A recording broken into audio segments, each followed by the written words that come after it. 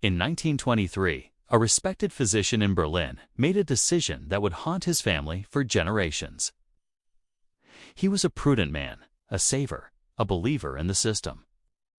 He had spent 30 years building a substantial nest egg, carefully stored in government bonds and savings accounts. He decided to sell his beautiful 3-story townhouse in the heart of the city to move to the countryside for retirement. He sold it for a massive sum of German marks, a number so large he thought he would live like a king forever. He deposited the cash into the bank and took a few weeks to organize his affairs. But while he was packing his bags, something terrifying was happening in the streets outside. The printing presses of the Reichsbank were running 24 hours a day. Prices weren't just rising, they were doubling every few days. By the time he went back to the bank to withdraw his fortune to buy his country estate, the teller handed him the cash in bundles, but the price of the estate had gone up by a factor of 10 billion. He looked at the money in his hands. 30 years of savings, the price of his family home. It was now only enough to buy a single ticket to the theater. He walked out of the bank, dazed, bought the ticket, watched the play, and came home to nothing. Zero. His legacy, his security, his past, and his future were erased in less than a month. This is not just a story about history. It is a story about a mathematical law that has governed every financial collapse in the last 500 years. I call it the rule of zero. And right now, millions of Americans are standing on the exact same trapdoor that the German doctor stood on in 1923. They just don't know it yet because the floor hasn't dropped. Most people think an economic collapse means prices go down. They are hoarding cash, waiting for a crash so they can buy cheap houses and cheap stocks. But that is the mistake that wipes out the middle class. In a true currency crisis, the price of assets does not go down. It goes up. It goes up to infinity against the currency. But the value of the money in your pocket goes to zero. With $38 trillion in national debt, spiraling interest payments, and major institutions quietly moving their capital to safety, the stage is set. History is not just repeating itself, it is screaming a warning. But for a select few those who understand the mechanics of what is coming, this will not be a tragedy. It will be the greatest opportunity of their lives. Because wealth is never destroyed. It is merely transferred. From the uninformed to the informed. From the holders of paper to the holders of things. In this video, I'm going to hand you the survival map. I will show you the 3 assets that historically go to zero during a collapse. And the 3 assets that have survived every single time, from Rome to Weimar to Zimbabwe. This is not financial theory. This is a survival briefing for the year 2025. The trap and the money illusion. To survive what is coming, you first need to understand the weapon being used against you. It is a psychological weapon called the money illusion. It is the reason why the stock market in Venezuela hit record highs while people were eating out of garbage cans. It is the reason why the Dow Jones might hit 50,000 or 100,000 in the next few years. And you will still feel poorer than you do today. The money illusion tricks you into focusing on the nominal price of things rather than their real value. Let me break down the 3 specific traps that rely on this illusion. These are the assets you must sell or reduce immediately if you want to preserve your purchasing power. Trap number 1. Cash and savings. This is the hardest one for conservative investors to accept. We are taught that cash is safe. Cash is king. But in a sovereign debt crisis, cash is trash. Imagine you have $100,000 in a high-yield savings account, paying you 4% interest. You look at your statement at the end of the year, and you see $104,000. You feel responsible. You feel like you are getting ahead. But you go to the grocery store, and beef is up 20%. You pay your insurance premium, and it is up 30%. You look at property taxes, utility bills, services. The real rate of inflation for the things you actually need to live is closer to 10 or 12%. So, let's do the real math. You gained 4% in interest, but you lost 12% in purchasing power. Your real return is negative 8%. You are bleeding wealth, but because the number in your account went up, you don't feel the wound. That is the illusion. In every major inflation event in history, the people who held cash were the first casualties. It is not an asset. It is a liability of the bank. And it is a melting ice cube in your hand. Long-term government bonds. This is the widowmaker of the 2020s. For 40 years, from 1980 to 2020, owning US Treasury bonds was a brilliant trade. Interest rates fell and bond prices rose. It became the foundation of every retirement portfolio, every pension fund, every 60/40th split. But the 40-year bull market in bonds is mathematically over. We are now in a secular bear market for debt. Here is the mechanics of why this is a trap. It is called duration risk. When you buy a 30-year Treasury bond paying 4%, you are locking in that rate for 3 decades. But if inflation spikes to 10%, nobody wants your 4% bond. To sell it, you have to lower the price massively. If rates rise just 2 or 3%, the face value of long-term bonds can crash by 30, 40, or 50%. We saw a preview of this with Silicon Valley Bank. They didn't buy crypto. They didn't gamble on penny stocks. They bought safe U.S. government bonds. And when they had to sell them to raise cash, they realized those bonds had lost billions in value. They were insolvent within hours. Wall Street insiders now call long-term bonds certificates of confiscation. They promise to return your principal in 30 years. But by the time you get it back, that money will buy a cup of coffee. Do not be the bag holder for the government's unpayable debt. Speculative growth stocks. I am talking about the zombie companies. The companies that make no profit. The companies that pay no dividends. The companies that have survived for the last 15 years solely because interest rates were near zero. They borrowed cheap money to buy back their own stock, artificially inflating the price. But the era of free money is gone. As interest rates stay higher for longer to fight inflation, these companies face a wall of debt maturity. They cannot refinance at 2% anymore. They have to refinance at 8 or 10%. But their business models don't work at 10% interest. When BlackRock and the smart money start underweighting U.S. equities, they are quietly selling these zombies to retail investors. They are rotating out. When the liquidity tide goes out, these companies will go to zero. Just like the dot-com bust, but worse, because this time the currency itself is the problem. So, if cash is melting, bonds are crashing, and tech stocks are zombies, where do you hide? How do you survive when the system resets? The Ark. The 3 survivors. History gives us a clear answer. There is a specific class of assets that acts as an ark during the flood. These are assets that have no counterparty risk. This is the most important concept you will learn today. Counterparty risk means your wealth depends on someone else keeping a promise. A stock depends on the CEO. A bond depends on the government. A bank deposit depends on the bank's solvency. But real assets? They depend on nothing but the laws of physics and supply and demand. Here is the holy trinity of survival assets. Survivor number 1. Gold and silver. I need you to completely reframe how you think about gold. Stop checking the price of gold in dollars every day. Stop thinking of it as a way to make a profit. Gold is not an investment. Gold is money. Everything else is credit. In 1923 Weimar, Germany, an ounce of gold could purchase an entire city block of commercial real estate. Why?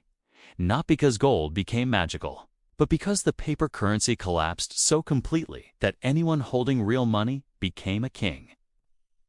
Central banks know this. Look at what they are doing, not what they are saying. China has been buying gold for 18 consecutive months. Poland is aggressively increasing its gold reserves. Singapore is buying. Even U.S. states are passing laws to recognize gold as legal tender. They are preparing for a monetary reset. And specifically, you need to understand Basel III. This is a global banking regulation that recently reclassified physical gold as a Tier 1 asset. That means for banks, gold is now considered as risk-free as cash. This is a massive signal that gold is returning to the center of the financial system. But a warning: you must own the physical metal. Do not buy GLD or SLV or other paper ETFs. In a crisis, those funds have clauses that allow them to settle in cash, not metal. If the system breaks, you don't want a check. You want the metal. Don't forget silver. Silver is the only asset that is both a monetary metal and a strategic industrial commodity. It is needed for solar panels, EV batteries, missiles, and electronics. The world is currently in a structural deficit of silver. We use more than we mine. When the monetary demand meets the industrial shortage, the price of silver will not just rise, it will explode. Survivor number 2, productive land. Notice I did not say real estate, I said productive land. There is a massive, critical difference that most investors miss. In a hyperinflationary depression, buying a generic suburban house to rent out can be a disaster. Here is why. When inflation destroys the middle class, people cannot afford to pay rent.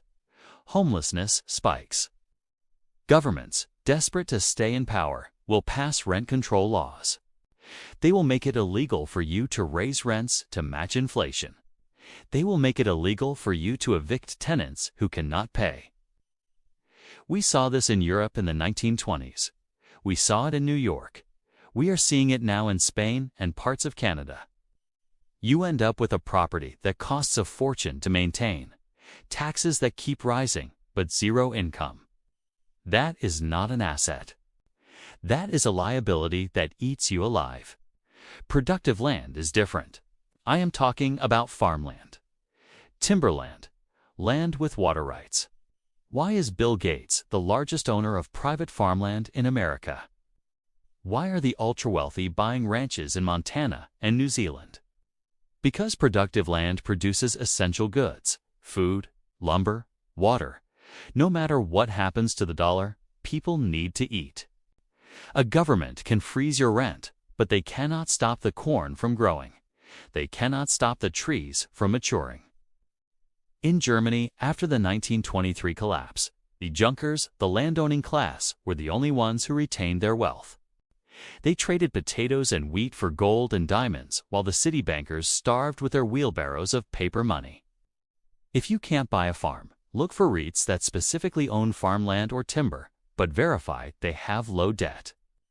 Survivor number 3, essential commodities and energy.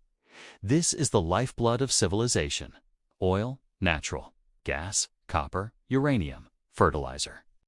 For the last 10 years, the world has starved the energy sector of capital. ESG mandates and political pressure forced companies to stop drilling and stop exploring. We have created a structural shortage of the very things that make modern life possible. This is the Cantillon effect in action. When the government prints trillions of dollars, that money eventually flows into hard assets. It bids up the price of the things we actually need to survive. During the stagflation of the 1970s, the S&P 500 went nowhere for a decade. If you held tech stocks, the Nifty 50 of that era, you got crushed. But if you held oil stocks, if you held commodities, you made a fortune. Energy is the master resource. You cannot have a lie without electricity. You cannot have crypto without electricity. You cannot have electric cars without copper and lithium. The assets that underpin the physical world are currently cheap relative to the assets of the digital world. That ratio is about to flip. You want to own shares in the companies that have reserves in the ground. You want to own the producers, not the consumers. Part 3. The Signal and the 2025 Pivot. Now, let's bring this back to the immediate danger, to 2025, and the news about BlackRock and the institutional exodus. You might have heard rumors that BlackRock is moving over $2 trillion out of America. Let us be precise about what that means so you do want to sound like a conspiracy theorist at the dinner table. They aren't just wiring cash to a Swiss bank account. It is more subtle and more dangerous. They are executing a strategy called underweighting duration. For the first time in generations, major asset managers are declaring US Treasuries as a risk to be managed, not a safe haven to be held. This is the signal. This is the silent exodus. They are rotating out of the dollar-based debt system and into real assets and emerging markets. Think about the hypocrisy for a second. On television, the financial pundits tell you to buy the dip. They tell you the economy is strong. They tell you inflation is transitory or under control. But in their private boardrooms, they are doing the exact opposite. They are buying infrastructure. They are buying single-family homes by the thousands. They are buying energy grids. They are buying the physical world while selling you the digital one. Why? Because they know the debt mathematics. They know that $38 trillion in debt is mathematically unpayable. There are only two ways out for the United States. Option A, default. Tell the world we won't pay. This would destroy the global financial system instantly.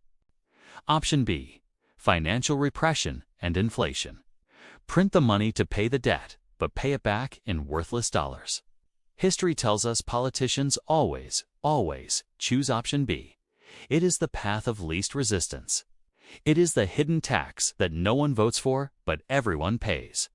We are entering a period of financial repression. This is a technical term you need to know. It means the government will manipulate interest rates to keep them below the rate of inflation. They need negative real rates to burn away their debt. And the fuel for that fire is your purchasing power. If you stay in the trap, cash and bonds, you are the fuel. If you move to the Ark gold land, energy, you are the survivor. Common objections, the traps in your mind.